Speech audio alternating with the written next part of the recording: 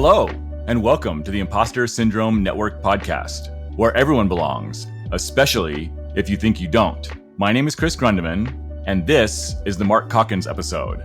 Mark is a longtime friend and colleague. He's a network engineer and architect who has never strayed into content creation or marketing like many of our other guests have, although he did let himself become a manager.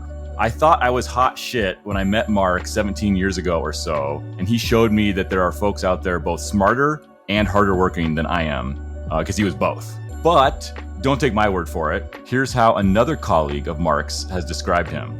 I can confidently say that he is an exceptional professional who consistently exceeds expectations. Mark's expertise in network architecture and design is unparalleled. His ability to strategize, design, and implement complex global network infrastructures is truly impressive. Mark recognizes the power of technology to streamline operations and enhance productivity, and his forward-thinking mindset and willingness to embrace emerging technologies have positioned our team at the forefront of innovation. I highly recommend Mark for any leadership position that requires a visionary, results-driven professional who can lead teams to achieve remarkable outcomes. While those are not my words, I cannot disagree with any of them. Hey, Mark, welcome to the show. Would you like to introduce yourself a bit further to the Imposter Syndrome Network? Sure. I mean, that's a lot to follow up on. Who said that anyway? I think it was Elisa. Oh, wow. Well, in America, we call her Lisa, I guess. I don't know. Thank you, Elisa. Let's see. Where would I build on that? It's a tall structure to try to build on top of. I would also add that I don't think I'm really one of the best at building things. I am one of the best at fixing things, though. And my approach to architecture and building is kind of like troubleshooting in reverse. It's kind of how I approach things. And what would I do if this was broken? How would I build it? That's interesting. So I would add that I'm a good troubleshooter as well. Nice. That's awesome. Let's dive in here. That is interesting, though. I've never heard the idea of like designing a network by troubleshooting in reverse. I really like that idea. Maybe what's interesting to start with first here is, because I think you have a clear idea of what you're good at and what you're not. How did you learn what you're good at? I was lucky in that I found it very early. I was maybe 8 or 9 years old when I took apart my first radio and later a TV. And luckily, I didn't get shocked by the CRT. I didn't know that at the time. But I loved electronics. I loved diving into how they worked and why they didn't work. And I mean, I was fixing stuff as a little child. By the time I hit 11 or 12 years old, I think I was running my first BBS, mostly so my friends and I could game, doors games is what they called them back then. So I found what I was good at very early. Luckily, a lot of people have to, go through their lives for a long time before they find that. And I knew basically right away I wanted to work in electronics and communications on top of that.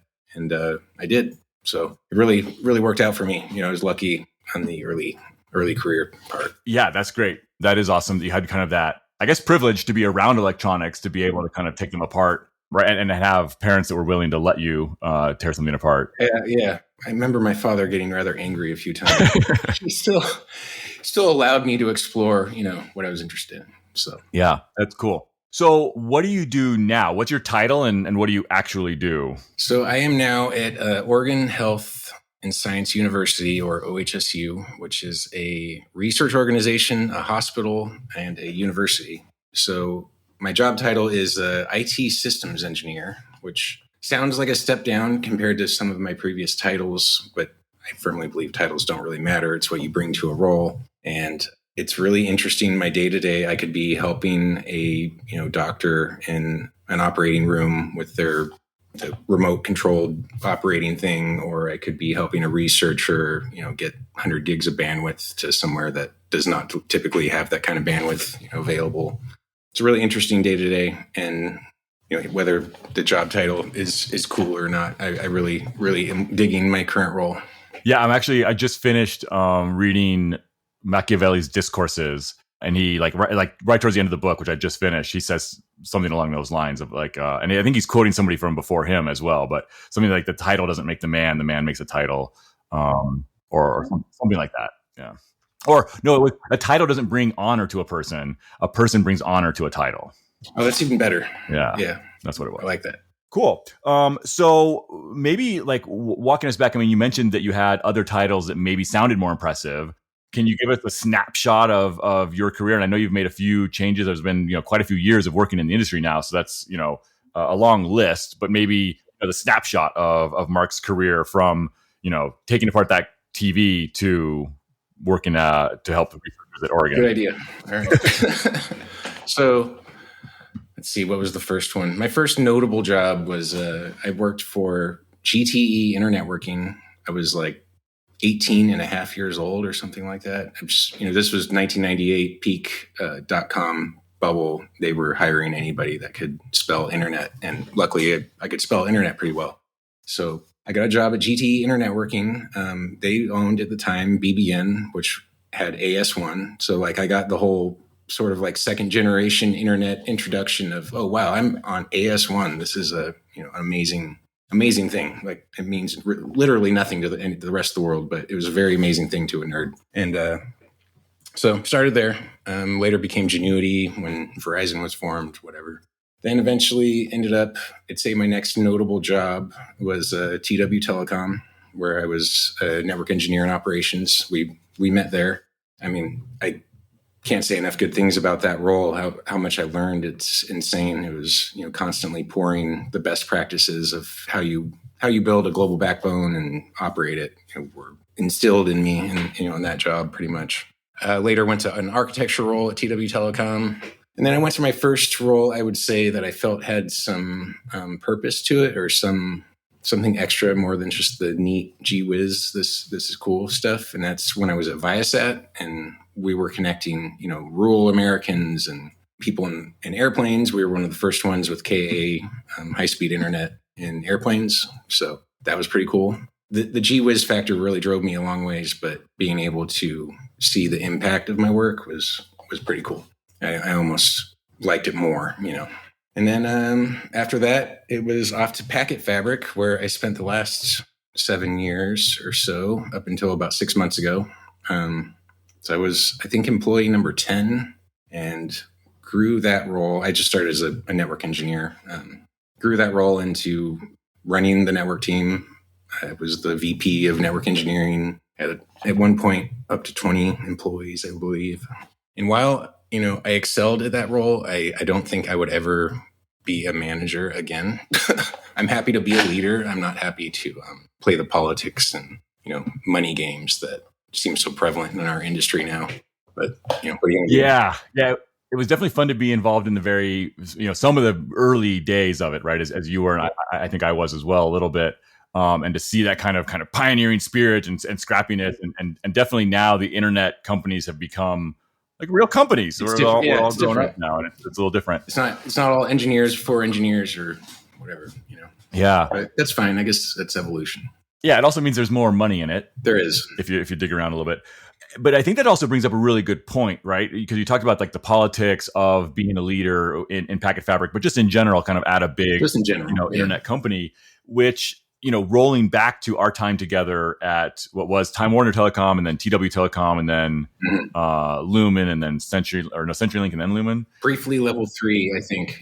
Yeah. Right. But at our time there, I think one of the things that made that role, at least in my opinion, one of the things that made that role so awesome was our manager. Matt Moriarty kept all of the politics of that company, which admittedly wasn't that big, but was the biggest company I've ever worked at still. I think like 1,400 employees, which was, was huge. But we saw none of that, right? We were totally sheltered in our group. We got to just do the work, which was pretty cool. Exactly. That's an interesting point. And that was probably one of my weaknesses as a manager. I would get frustrated and let some of that kind of stuff roll downhill. So, it's hard not to. My bad, but yeah, Matt was great. And thank you, Matt, if you're listening to this. You did good. You did. And then the other piece that was really important there, which I totally didn't recognize until many years later, was the Sella brothers and like the infrastructure that they had put in place before we even got there. It's amazing. Because I kind of learned how to run a big network in that role, right? That was where I just kind of say, okay, I think a lot of the best practices I still use today, I learned there. And at the time I was young enough that I was like, oh, these are like the best. This is just how you do it. Not realizing that all of the structure of what those best practices were and how we implemented them, and having like a database with all the configs and all the, we essentially had a source of truth before that was a term. We did, before that was even a thing, right? We're definitely standing on giants, the shoulders of giants. The sellers are great. I wonder what they're up to these days. Yeah, it was a good question. So in all of that, I think one thing we often talk about here is, you've had a really successful career, I think. Have there been, low points and specifically like maybe mistakes you've made that were embarrassing or just, cringeworthy at the time? I mean, can you think back on any times where, one, have you had those kind of mistakes? And then two, is there one that's worth getting a laugh out of? I've had mistakes like, melting down a global network before, stuff like that. Not entirely my fault, but there were circumstances I probably could have avoided to not do that. So, moving fast and breaking things, sometimes it can end up being embarrassing, I guess. That's really the only thing I can think of. It was a Packet Fabric. It was very early days. We were doing a code upgrade on a device in the middle of the day that had no customers. And that's normally totally fine. But we were running very aggressively new code on the routers, and there's apparently a bug where when Keep Alive stopped coming from the RSVP daemon to other routers, the other routers would core. So I took a router down for an upgrade, and it told all its neighbors, my Keep Alives are going away now, and every other neighbor then crashed, and then all of their neighbors crashed, and then all of their neighbors crashed. So it was really a Juniper problem, but I'm the one that was at the keyboard. It triggered it, yeah. So, yeah. And then, they would boot back up and do the same thing. So, oh man. So can you talk about how that feels when you're kind of watching this like cascading failure happen at the end of your fingertips? I'm not sure I've ever felt that kind of panic in other situations before. And then having to catch yourself and you have to fix it now. It is kind of humbling. That's for sure. Yeah. Trying to work under those conditions is a real challenge, but pulled it out, and I could probably do it a little with a little lower heart rate today if it happened again. Maybe.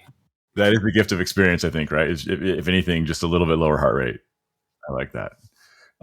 Yeah, and you're right? I think that is something that for a lot of, I think in digital infrastructure and IT generally, right? There's these situations where something happens, you're involved in it happening, whether it was directly your fault or not. The fact that you were even nearby it, right?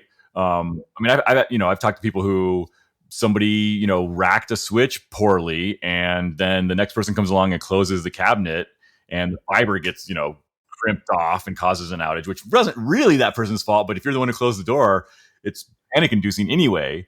But then you can't spiral, right? You've got to this is terrifying, but I've got to fix it. I'd say that's one of the harder things to do as a leader too, is trying to get your people not to spiral when they're having their minute, Yeah. Kind of just have to let them do it, but also not let them fall in the hole.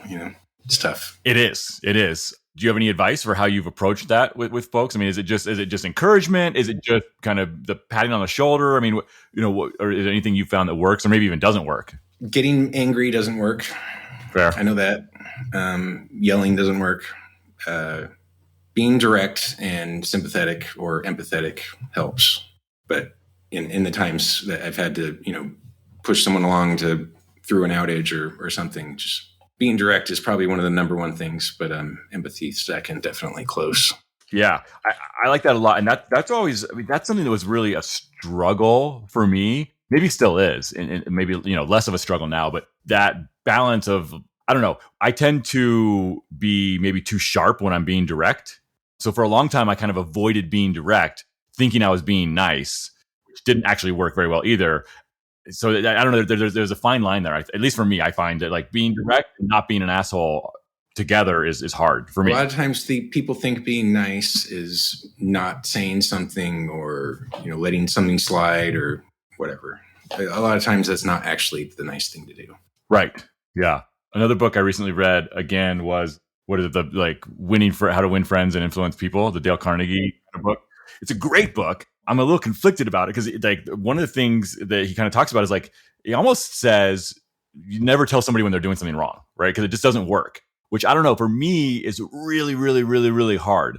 When I see somebody doing something wrong, I almost feel like that, I feel like it's my moral obligation to point out that they're wrong. When he's right, though, it's almost always counterproductive. It almost always is. Yeah. I mean, unless they work for you and they have to. But yeah. Well, and that's what I'm struggling with. Right? Even then, right? It's kind of, what I try to do is like guide them down the right path versus telling them that the path they're on is wrong. Which again conflicts with the directness a little bit, right? It's you can still be direct, but say, hey, some of it's I don't know if you've ever done like leading by questions kind of thing, where you say, hey, what if you tried this, instead of telling them the path you're on is wrong, go over there. Right. That is kind of more what I do. Maybe I'm not as direct as I thought, but I do sort of try to lead to water a little more than, hey, do this right now. Yeah. But I don't think I leave a whole lot of wiggle room in what I actually want them to do, in that way. But I don't know. Right. Yeah. And again, I think there's this, it's interesting, just the whole kind of concept there of like how to do that well. What would you say is the greatest achievement of your career so far? And this can be like any way you measure it, right? What's something maybe that you're proud of or that just like kind of stands out? I don't know, for any reason. I think it would be, focusing on that I want more purpose in my roles, which is something that I've just recently, gone after in the last couple of years. I think even though back to job titles, even though I probably have one of the lower job titles I've had in a long time, this is probably one of the best jobs purposeful wise, which means it's one of my best jobs I've ever had. So I think looking into deeper into why I'm doing things and my purpose is probably the best thing I've done in my career, up to this point. Besides that, I did get 2 JNCIEs at one point, so that was kind of cool, but not that really matters much these days. less and less for various reasons. No, I really do like that idea that, finding and attaching that deeper meaning or deeper purpose to what you're doing. I can't. I think it's critical. Like, I don't even know how I could get through the day just focusing on the what's and how's anymore. Like, the what's and how's got me really far, but it's really the why that matters. So. Yeah, that's the staying purpose. It reminds me a little bit of there's like that I think somewhere in African proverb about, if you want to go far, if you want to go fast, go alone. If you want to go far, go together.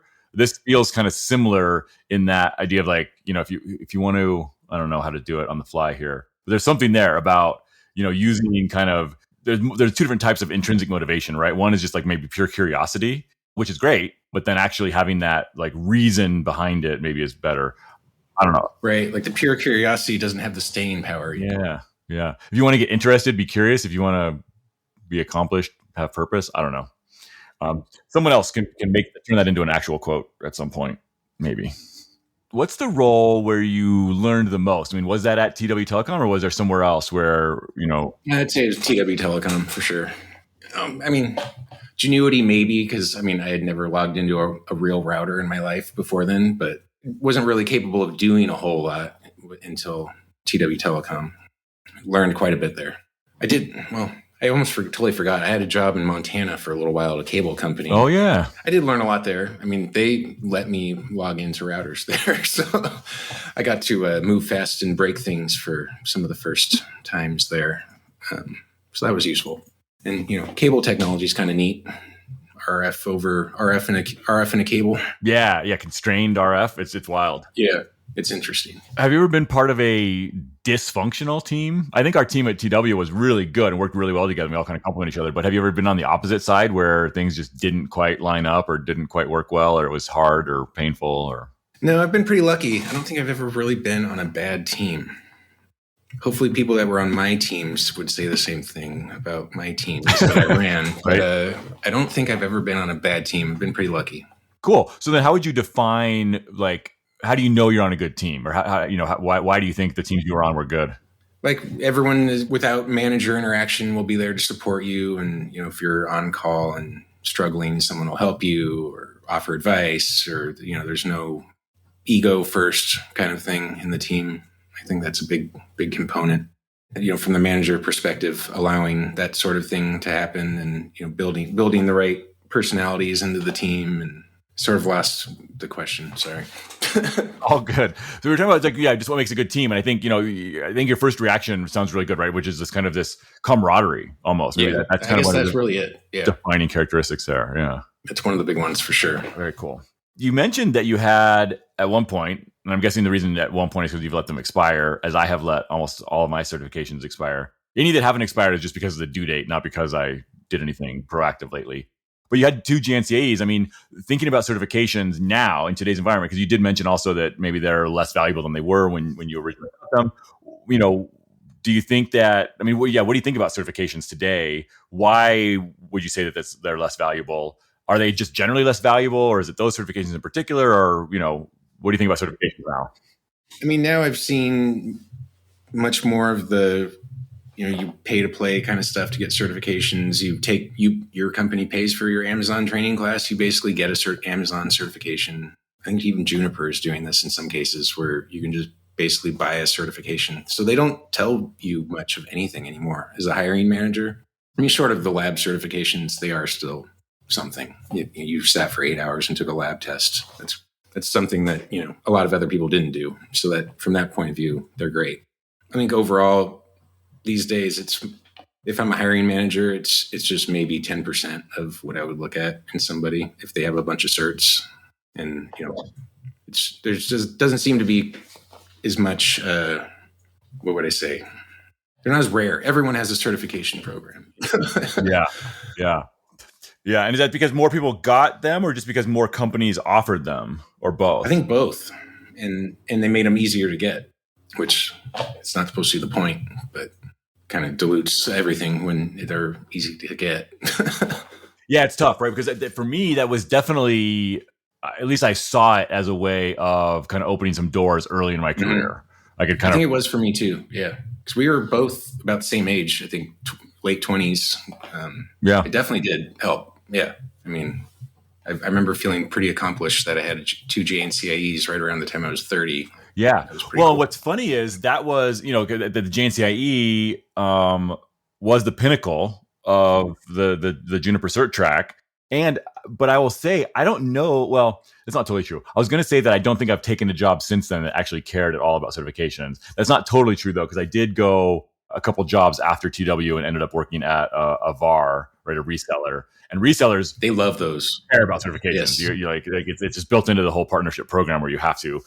So so that's not true. But I, from a technology perspective, like it was interesting that like that was the pinnacle of certification, and then after that, I didn't really need that certification to get in the door anymore anywhere.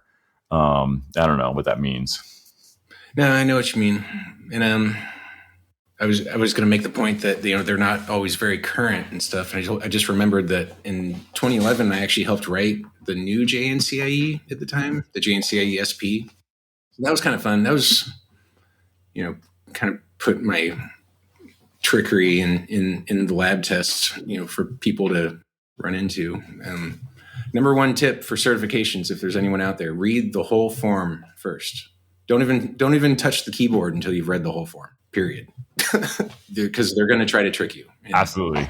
Yeah, I guarantee it. Absolutely. There's a little bit of that. Yeah, that's funny. Yeah, so I think because you worked on the JNCIE, I think I helped with like the JNCIP. Yeah, you did the JNCIP. Right. Which was then being converted to a written test. Right.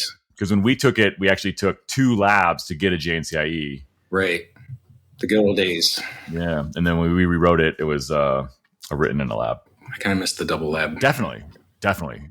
And the lab testing, but at the same time, here's an interesting question, because I think you've gone from working in networking and kind of the, I don't know, I'll call it like the old school, very on premises device centric view, and then more recently in a very much more automated fashion. I've been thinking about this lately.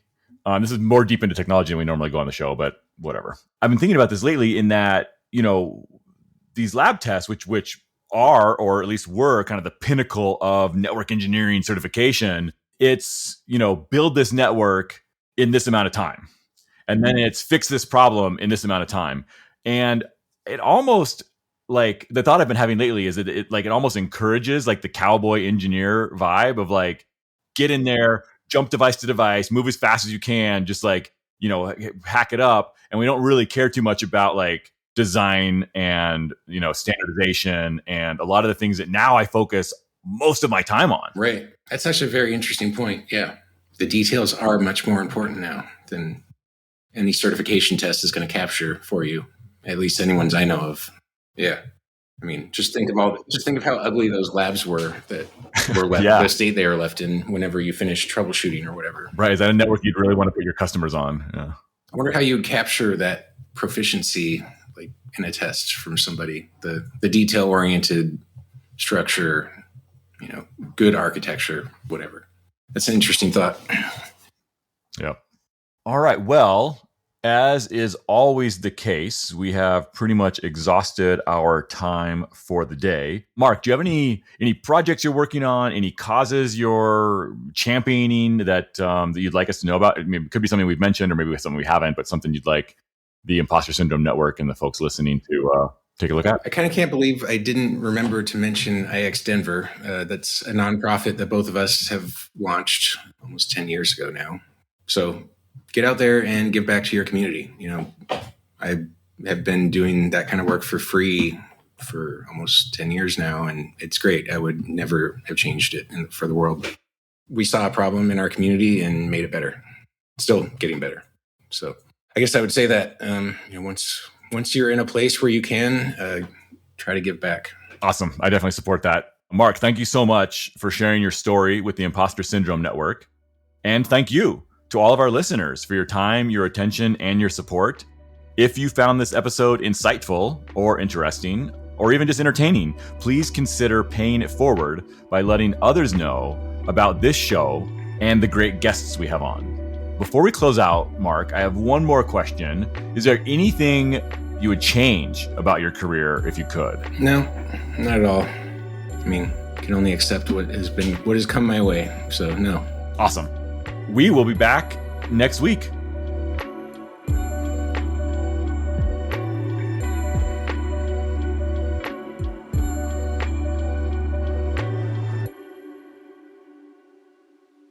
Mark Calkins, I think I know how to say your name. You do. Hopefully.